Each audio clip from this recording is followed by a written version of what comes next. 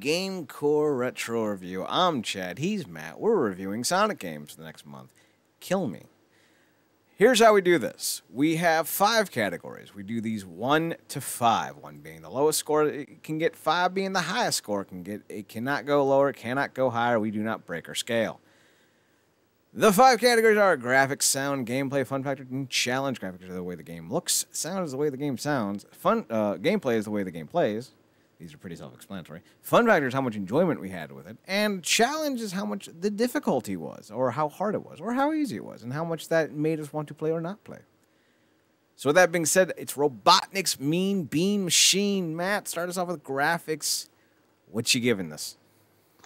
I'm kind of mixed in some ways here. Like as far as like the actual, like some of the character designs of the different characters you play against and stuff like that, when they show them, it's kind of nice. But as far as everything else goes, the layout is relatively simple, but it's not in a bad way. It's just kind of average to me.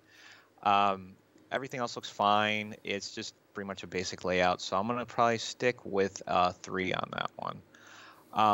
Sound, I mean, all the sound effects are good and fine, everything. With as far as like the music aspect of it, though, there's really only one track that just consistently plays on a loop, and I'm not really the biggest fan of stuff like that. It just gets kind of irritating after a while. But not bad all around. So I'm gonna stick in the average category again. I'm gonna go with a 3.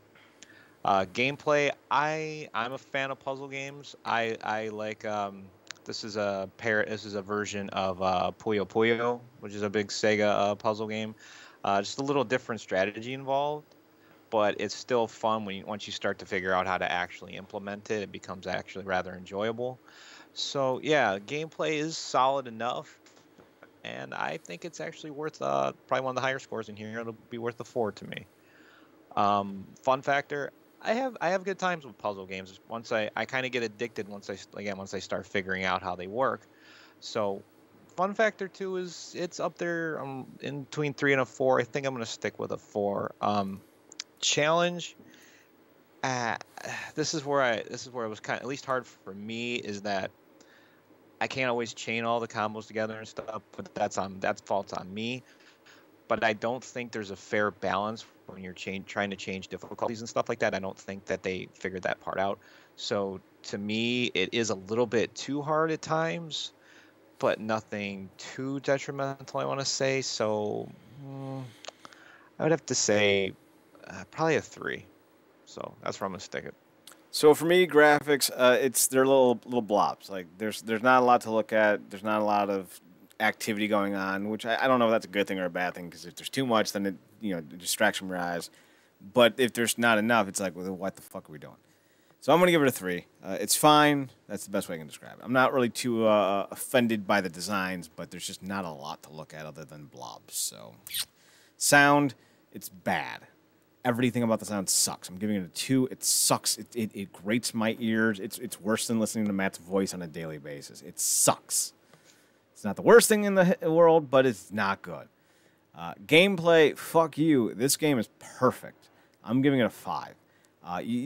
Puzzle games are really hard to screw up. Like you're either going to have like a 1 or a 5. There's never going to be an in-between when it comes to puzzle games. Either they work or they don't. That's just my take. So I found this to be very enjoyable. I liked the fact that whenever I got things chained together, the opposition had to deal with more of those little mud balls or whatever they are, and I was like, haha, fuck you, computer. You 29-year-old, 30-year-old video game, you douchebag. So I was happy about that. It stroked my ego. But stroking my ego can only last for so long before I get bored. So I got to give fun factor a 3.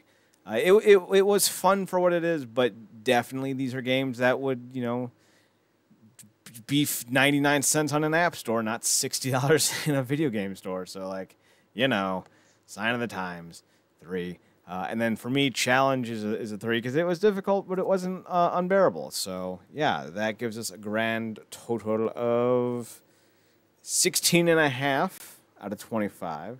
So this game's already tracking better than the last disaster piece we talked about, and that gives us a 66% on the percentile, which gives you people at home a recommendation of GameCorp approved. It's not recommended. It's not greatness certified, and damn sure not a Hall of Fame game. But it'll get you through a couple minutes on the potty, if you will. So with that being said, we're done. We're out of here. Be sure to check us out at the website, realnerdcorp.com, Twitter, TinyRDCORP. Matt, say goodnight for us. Good night, everybody.